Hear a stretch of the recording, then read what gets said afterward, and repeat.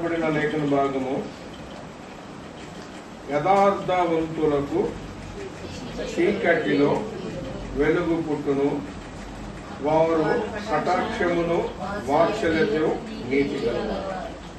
యథార్థవంతులు, యథార్థత ఎక్కడి నుంచి వస్తుందండి? పరిశుద్ధత కలిగితేనే యథార్థత.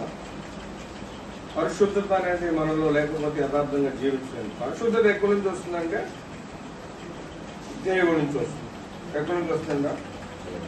దేవుడు ఇస్తాడు.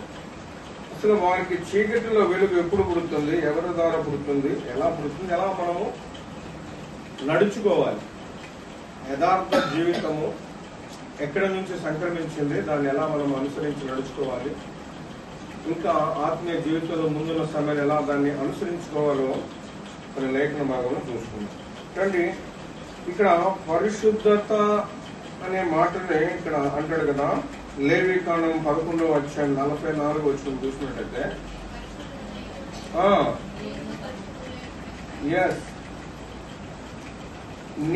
నేను మీ దేవుడినైన యెహోవాను, నేను పరిశుద్ధుడను గనక మీరు పరిశుద్ధులై ఉండినట్లు మిమ్మల్ని మీరు పరుచుకొనవలెను.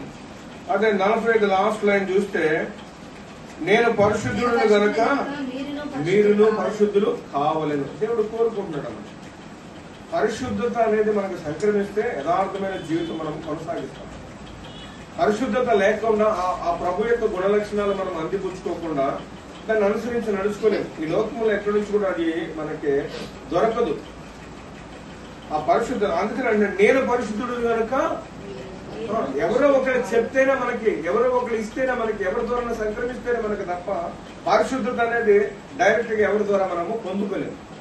అందుకనే చూడండి, ఇక్కడ 20వ అధ్యాయము 26వ వచనంలో కూడా లేవి 20:26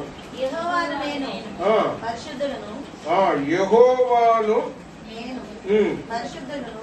మీరు నా వారై ఉండునట్లు. 20వ అధ్యాయం 26వ వచనం, మీరు నాకు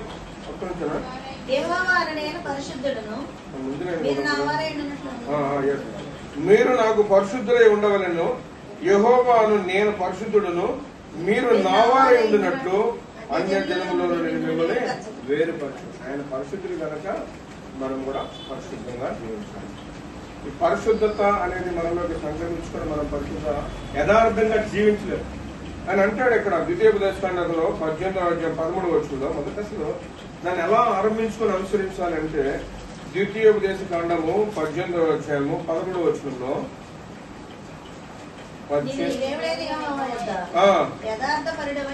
అది నీవు నీ దేవుడైన యెహోవా వద్ద యథార్థముగా ఉండవలేను. అది ముందు ఫస్ట్ ఆఫ్ ఆల్ మనము యథార్థంగా జీవించాలి. ఎదిగిన కొందికి ఒదిగి ఉండాలి. ఆత్మీయ జీవితంలో ప్రభువుని ఎప్పుడైతే అంగీకరించామో మన సాక్ష్యము నిలబడాలంటే యథార్థంగా ఉండాలి. ఇక్కడ ఒకలాగా, బయట ఒకలాగా, సంఘంలో ఒకలాగా, సంఘం వెలుపులాగా, ఇంట్లో ఒకలాగా, అట్లా కాదు. యథార్థ జీవితం అని అది మనుషులను బట్టి వచ్చాడు, మనుషులు గౌరవిస్తే వచ్చాడు కాదు. అయినా నేను పరిశుద్ధుడు కనుక మీరు పరిశుద్ధత వస్తేనే యథార్థత. పరిశుద్ధత లేకుండా నువ్వు పరిశుద్ధత అనేది నువ్వు దాని అనుభవపూర్వకంగా తెలుసుకోకపోతే నువ్వు యథార్థవంతుడిగా జీవించదు. అందుకని అంటాడు ఇక్కడ 18:13లో,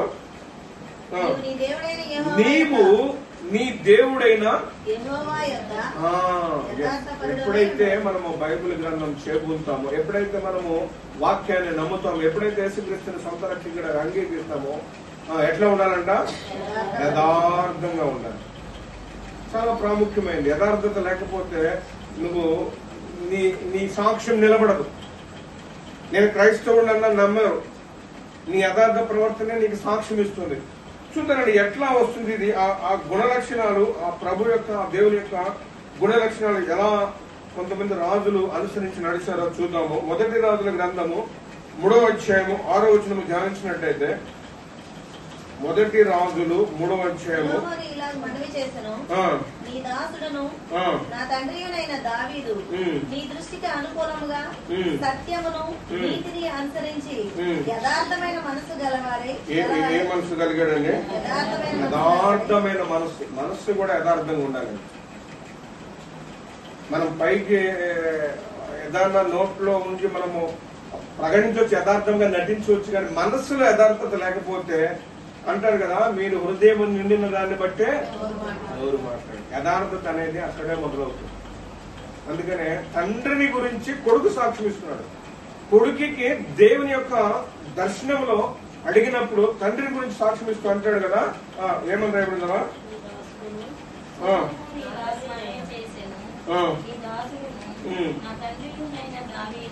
నీ దాసుడును నా తండ్రి అయిన దావీదును నీ దృష్టికి అనుకూలముగా సత్యమును నీతిని అనుసరించి యథార్థముగా యథార్థమైన మనస్సు చాలా ప్రాముఖ్యమైనది. అది నీకే అర్థమైపోతుంది. నేను ఏ విధంగా జనులతో సంచరిస్తూ మాట్లాడుతున్నానో, క్రైస్తవుడుగా నేను ఏ విధంగా నా యథార్థ మనస్సును ఎట్లా నేను వ్యక్తీకరిస్తున్నాను. ఎందుకంటే నీ హృదయంలో ఏదైతే నింపబడుతుందో, ఏదైతే నువ్వు దాన్ని అనుకూలంగా నువ్వు అమర్చుకున్నావో, ప్రభు వాక్యం ద్వారా అంగీకరించి నీ మనసులో నింపుకున్నావో అవే వస్తాయి. ఎన్ని గ్రంథాలు చదివినా, ఎన్ని వర్తమానాలు విన్నా ముందు మనస్సు నింపబడాలి. అక్కడి నుంచి అన్ని బయలుదేరి, అంటే దానికి ఒక పవర్, మెమొరీ పవర్ ఉంటుంది. నువ్వు కళ్ళు మూసుకున్న వాక్యం గడపదు. నువ్వు కళ్ళు మూసుకున్న అన్న చెప్పిన మాట నీకు కొన్ని సంవత్సరాల క్రితం చెప్పినా అదిగో అన్న మాట చెప్పాడు అని అది హృదయంలో పొందుకోవచ్చుకోబట్టే కదా నువ్వు వేరే వాళ్ళకి సాక్ష్యం చెప్పుకోగలుగుతున్నావు. అంటే నీ హృదయంలో నింపబడాలన్నమాట. చూద్దాం, యథార్థ మనసు లేకపోతే నువ్వు నీ సాక్ష్యాన్ని పంచుకోలేవు. ఏదైనా